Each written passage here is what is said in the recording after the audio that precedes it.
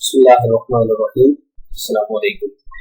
Lecture 13 part 1 के साथ computer architecture and organisation के सब्जेक्ट में शकील अहमद और हम लोग जो है लास्ट लेक्चर में हम कर चुके हैं 3 एड्रेस इंस्ट्रक्शन और 2 एड्रेस इंस्ट्रक्शन। अब के हमें देखना है 1 एड्रेस इंस्ट्रक्शन और इसके अलावा 0 एड्रेस इंस्ट्रक्शन। तो लेट अस स्टार्ट, हम शुरू करते हैं जी। 1 एड्रेस इंस्ट्रक्शन में हम लोग बिल्कुल उसी एक ही एग्जांपल को लेकर चल रहे हैं जो कि हमने पहले 3 एड्रेस इंस्ट्रक्शन में और 2 एड्रेस इंस्ट्रक्शन में जिसको हमने सॉल्व किया था। और सबसे जो इसके अंदर इम्पोर्टेंट बात होगी वो ये होगी कि हम ये कंपैरिजन कर सकें कि address number of addresses reduce होने से नंबर ऑफ इंस्ट्रक्शन कैसे इंक्रीज होती है, या on the other way around we can say कि किस तरह हम एड्रेस अगर बढ़ाते हैं तो हमारी इंस्ट्रक्शंस कैसे कम होती हैं। और basically this is a trade off कि जी आप प्रोसेसिंग बढ़ाना चाहते हैं या अपने कंप्यूटर की कॉस्ट को रिड्यूस करना चाहते हैं by the reduction of the fast memory, क्योंकि रजिस्टर जो है वो that is the fastest memory available. तो हम लोग बात स्टार्ट करते हैं। जब हम 1 एड्रेस इंस्ट्रक्शन की बात करते हैं तो 1 एड्रेस इंस्ट्रक्शन के अंदर हमें जो सबसे जो प्रोमिनेंट रोल है वो है एक्यूमुलेटर का, ठीक है। और एक्यूमुलेटर का रोल जो है ना that is very very important, और हम देखेंगे कि हमारे सारे काम जो है वो एक्यूमुलेटर कर रहा है। तो this is one of the type of the register और इसका रोल सबसे इंपॉर्टेंट है और बेसिकली हमारे सारे काम एक्यूमुलेटर ही कर रहा होगा। लेकिन स्टिल अदर देन एक्यूमुलेटर हमारे पास एक एड्रेस की जगह बहरहाल मौजूद है। तो आई स्टार्ट करते हैं उसी सेम एक्सप्रेशन को। जब हम इस एक्सप्रेशन को स्टार्ट करते हैं तो जो अपर पार्ट है वो हमारा न्यूमरेटर है और lower part which is the denominator. हम जब इन्हें सॉल्व करने लगेंगे तो हमारे लिए आसान होगा कि हम पहले डिनोमिनेटर पार्ट को हम सॉल्व कर लें और उसके बाद न्यूमरेटर को हम सॉल्व करें एंड में। उसकी वजह आपको समझ आएगी जब हम इसे थोड़ा सा बात को आगे बढ़ाएंगे। तो आइए स्टार्ट करते हैं इस पूरे प्रोसेस को और हम देखते हैं कि कैसे हम इसे सॉल्व कर सकते हैं। तो हम स्टार्ट करेंगे विद डिनोमिनेटर जी। जो हमारी पहली इंस्ट्रक्शन जो हमारी इसमें चलेगी वो होगी, हम स्टार्ट करते हैं अपनी इंस्ट्रक्शंस को कहां से, we are starting from here. हम सबसे पहले इसे लेके चलते हैं और इसके बाद हम देखेंगे कि हम बाकी चीजों को कैसे करेंगे। तो हम स्टार्ट करते हैं। मैं यहाँ पे थोड़ा सा साफ लिखने के लिए I am starting with the instruction into the typing mode, और उनके ऊपर जो हमारे कमेंट्स होंगे वो कमेंट्स में लिख जाऊंगा विद द पेन। तो वी स्टार्ट लोड ई। अच्छा, सबसे पहली इंस्ट्रक्शन जो है वो चलेगी लोड ई। लोड ई का मतलब ये है कि मैं क्या कर रहा हूं कि जो मेमोरी कंटेंट्स ऑफ ई है उनको मैं लोड कर रहा हूं इनटू द एक्यूमुलेटर। जैसे मैंने कहा कि एक्यूमुलेटर का रोल जो है वो इसके अंदर बहुत इंपॉर्टेंट होगा। सबसे पहले मैंने लोड किया ई को, और अब आप ये देखिए कि अगर मैं बात करूं तो इस वक्त मेरी सिचुएशन ये है कि जो एक्यूमुलेटर है उसके अंदर मैंने लोड कर दिया है memory contents of E, right. अब देखिए एक्यूमुलेटर में ई आ चुका। मैं अगला जो स्टेप करूंगा वो ये होगा कि मल एफ, ठीक है। मल एफ जब मैंने कहा तो इसका मतलब ये है कि एक्यूमुलेटर में ये ई मौजूद था, राइट।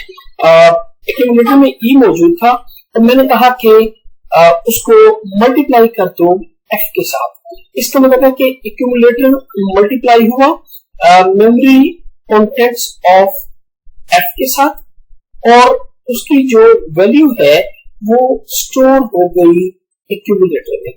अच्छा, इसके बाद जो अब देखिए कि हमारे एक्यूमुलेटर में ये वाली वैल्यू मौजूद है। अब बड़ी इंपॉर्टेंट बात है जो यहाँ पे समझने से जिसका सबसे ज्यादा हमें समझने से ताल्लुक है।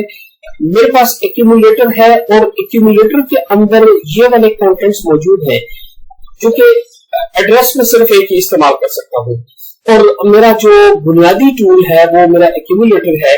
इस वक्त एक्यूमुलेटर अगर फुल है और मुझे एक और पोर्शन को सॉल्व करने के लिए जाना है या इसको सॉल्व करने के लिए जाना है तो मुझे ये एक्यूमुलेटर खाली करना पड़ेगा। और एक्यूमुलेटर के लिए जो है मैं क्या करता हूं कि मैं एक जो एक्यूमुलेटर की वैल्यू है उसको मैं स्टोर कर लेता हूं से एट वन पोजीशन t।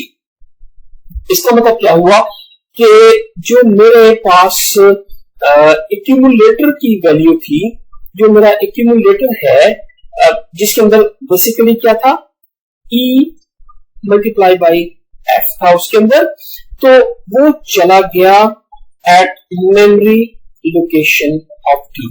अब आप देखिए कि मेरे पास जब मैंने उसे t में जाके इस पोर्शन को स्टोर कर लिया तो मुझे इसका फायदा क्या हुआ कि मेरा जो एक्यूमुलेटर है वो हो गया खाली। अब मैं चौथी इंस्ट्रक्शन पे जाऊंगा और मैं उसे कहूंगा कि लोड करो डी की वैल्यू। अब देखिए कि एक्यूमुलेटर में in other words I can say कि एक्यूमुलेटर में आ गया मेमोरी कंटेंट ऑफ डी। अब बड़ी मजे की चीज ये है कि मेरे पास एक्यूमुलेटर में डी है और स्टोर किया है मैंने ई स्टार एफ को एट टी। तो मैं अगर अब कह दूं अगली स्टेज पे कि सब्ट्रैक्ट करो टी को, सब्ट्रैक्ट करो टी को, तो इसका मतलब ये है कि एक्यूमुलेटर में जो मेरा रखा हुआ था डी, उस डी में से मैं मेमोरी लोकेशन ऑफ टी जो कि ई माइनस एफ है वो मैंने इसके अंदर से सब्ट्रैक्ट कर लिया और सब्ट्रैक्ट करने के बाद मेरे पास एक्यूमुलेटर में मैंने इसे स्टोर कर लिया और जो अब मेरे पास एक्यूमुलेटर के अंदर जो चीज पड़ी है वो ये है।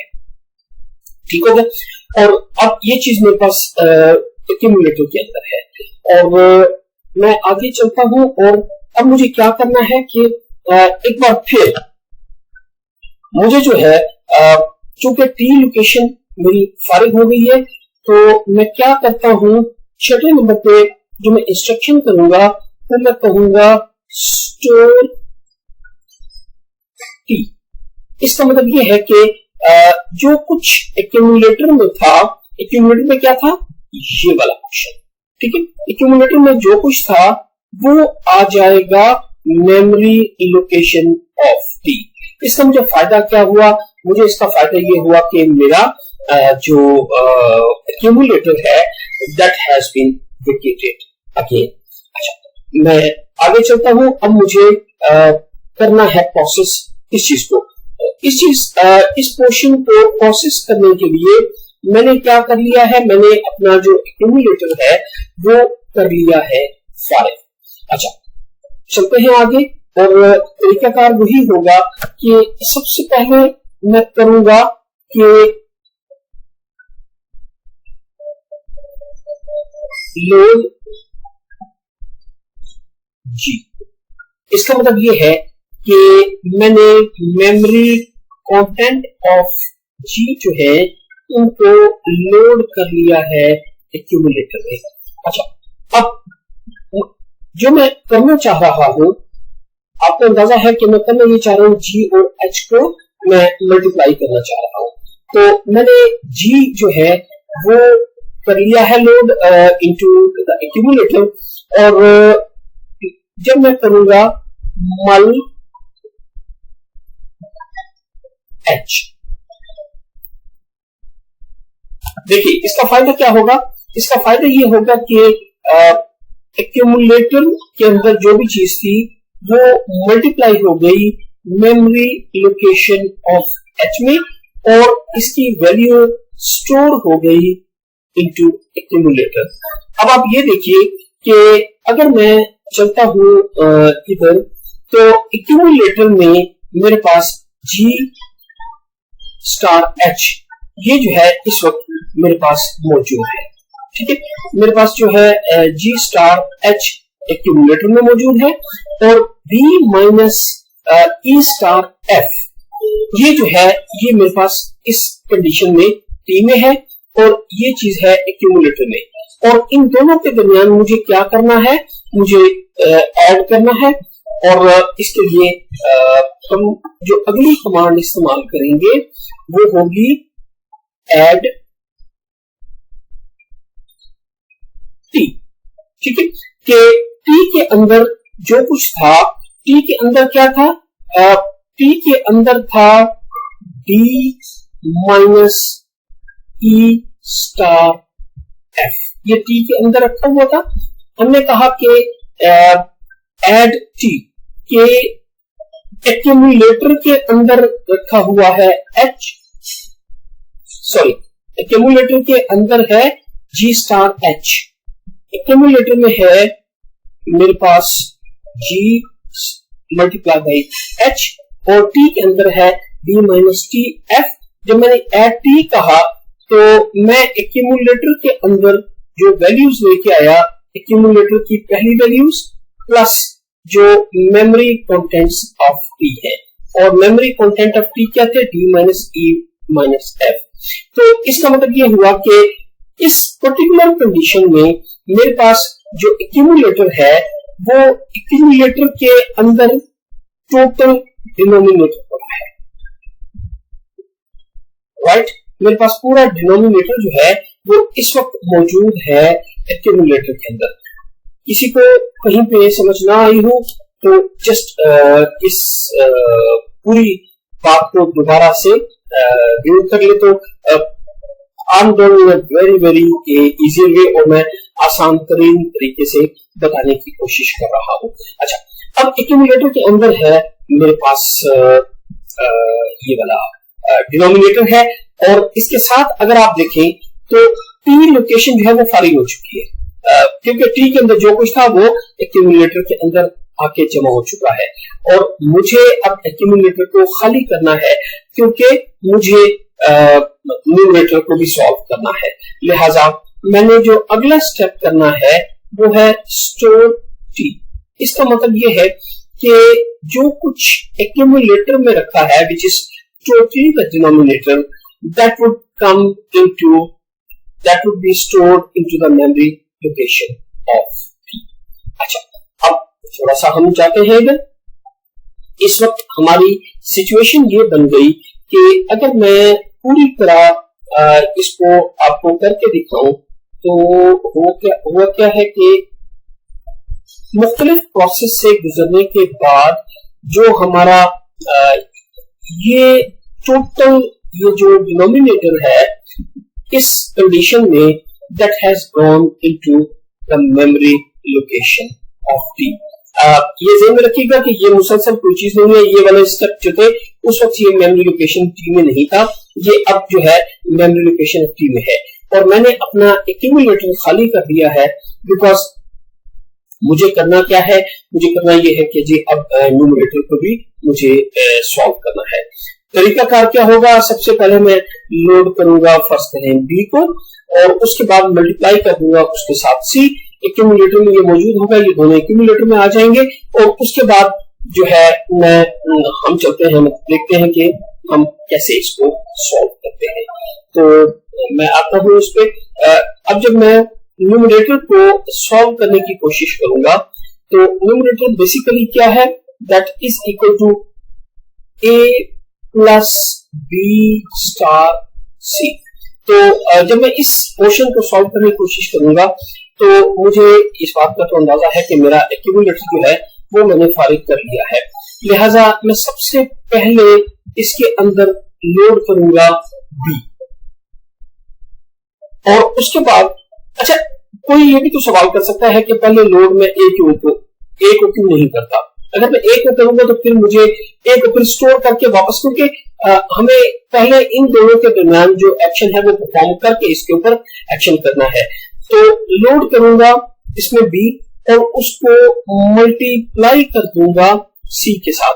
जब मैंने लोड बी किया तो इसका मतलब है कि मेमोरी कंटेंट्स ऑफ बी जो है वो आ गए एक्यूमुलेटर में, और जब मैंने मल सी कहा तो मल सी का मतलब ये है कि एक्यूमुलेटर में जो भी चीज थी वो बेसिकली जो कि बी था, एक्यूमुलेटर मल्टीप्लाई हो गया विद मेमोरी कंटेंट्स ऑफ सी के साथ, और इसकी वैल्यू स्टोर हो गई एक्यूमुलेटर में। अच्छा, मल सी करने के बाद अब मुझे करना क्या है, एक्यूमुलेटर में ये चीजें मौजूद है। तो बड़ा आसान सा है कि मैं कह देता हूं एड ए। जब मैं एड ए लिखूंगा करूंगा तो एड ए का मतलब ये है कि whatever is into the accumulator, जो कि एक्यूमुलेटर में इस पर्टिकुलर सिचुएशन में बी स्टार सी है, उसके अंदर सम अप हो जाएगा मेमोरी कंटेंट ऑफ ए। और मेमोरी कंटेंट ऑफ ए के बाद अब क्या होगा कि ये सारा कुछ आ जाएगा एक्यूमुलेटर में। अब तो बड़ी मजेदार सिचुएशन ये हो गई कि एक्यूमुलेटर में ये टोटल ये वाला डिनोमिनेटर जो है वो मौजूद है, जबकि हमें पता है न्यूमरेटर मौजूद है। डिनोमिनेटर हम ऑलरेडी लोकेशन टी के अंदर सेव करके आए थे। जब ये चीज हो गई तो मुझे अगला स्टेप करना है डिवाइड टी। जब मैंने डिवाइड बाई टी किया तो डिवाइड बाई टी का मतलब ये है कि whatever is into the accumulator that is divided by memory content of t। ठीक है, और ये सारा कुछ अब आ जाएगा एक्यूमुलेटर में ये सेव हो जाएगा। अच्छा, अब देखिए बड़ी मजेदार बात हो गई कि हमारे पास एक्यूमुलेटर के अंदर ये पूरा एक्सप्रेशन मौजूद है। लेकिन आप थोड़ा सा गौर करें, हमें जब ये हमने इसको स्टार्ट किया था, माय मिस्टेक कि मैंने यहाँ पे वो चीज लिखी नहीं है। अगर मैं इसको लिखता हूं, अगर आप प्रोग्राम में देखें तो हमने कहा था x is equal to a plus B to C and so on, जो भी था। जब मैंने कहा कि x is equal to this one, तो अब हमें क्या करना है कि जब मेरा एक्यूमुलेटर के अंदर टोटल मेरे एक्सप्रेशन की वैल्यू आ गई, तो अब बड़ा एक छोटा सा मुझे फंक्शन करना है। I should say store x। इसका मतलब ये हुआ कि whatever is into the accumulator that will be transferred to memory location of x and that is required। और एक्यूमुलेटर में क्या था, एक्यूमुलेटर में हमारा पूरा का पूरा फंक्शन था a plus B into C over d minus e multiply by f plus g multiply by h। तो हमने जो अपना फंक्शन परफॉर्म करना था वो हमने कर लिया। एक थोड़ी सी चीज जो गौरतलब है वो ये है कि हम काउंट करें कि हमने कितनी इसके अंदर वो इस्तेमाल की थी जो इंस्ट्रक्शंस हैं। तो 6 इस पेज पे हैं। अगर मैं इनकी नंबरिंग करूं तो this is number 7, this is number 8, this is number 9 and this is number 10। और अभी एक हिस्सा इसका और मौजूद है, और वो हम देखें तो 10 हम ऑलरेडी कर चुके हैं, और 10 के बाद अगर हम देखें तो this is number 11, this is number 12, this is 13, this is 14 and this is 15। यहाँ पे हम अगर इसे कंपेयर करें तो हमारे पास जो प्रीवियस एक्सप्रेशंस थे जो हमने 3 के साथ किए थे, 3 एड्रेस इंस्ट्रक्शन के साथ किए थे, जो हमने 2 एड्रेस इंस्ट्रक्शन के साथ किए थे, और अब के जब हमने एक इंस्ट्रक्शन के साथ किया है, तो वी वांट टू सी कि what is the difference between number of instruction increase for a single type of expression. तो मैं आपके लिए ये लिखता हूं जी। तो when we were using three address instruction, तो हमने देखा था कि यही जो हमारा एक्सप्रेशन है वो 7 इंस्ट्रक्शंस के साथ मुकम्मल हो गया। और जब हम चले 2 एड्रेस इंस्ट्रक्शन के साथ, तो ये हमारा प्रोसेस मुकम्मल हुआ था 12 स्टेप्स। और जब हम एक एड्रेस इंस्ट्रक्शन के साथ चले हैं, तो we have done this all job into the 15।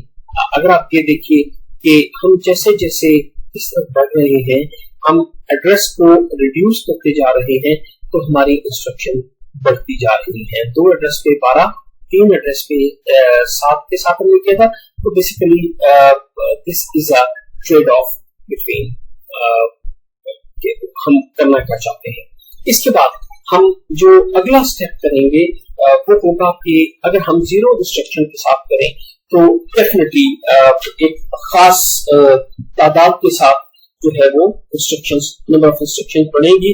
और अगर 0 के साथ मैं चलूं, तो मेरा ख्याल है कि इससे 15 से कुछ ज्यादा ही हमें करना होगी। लेकिन एक जो उसके अंदर इम्पोर्टेंट बात है कि जब हम 0 इंस्ट्रक्शन के साथ चलते हैं, तो 0 इंस्ट्रक्शन में हमारे स्टैक का बहुत रोल होता है। ठीक है, तो अगर हमें जाना है 0 इंस्ट्रक्शन की तरफ, तो हमें स्टैक का रोल सबसे पहले देखना होगा।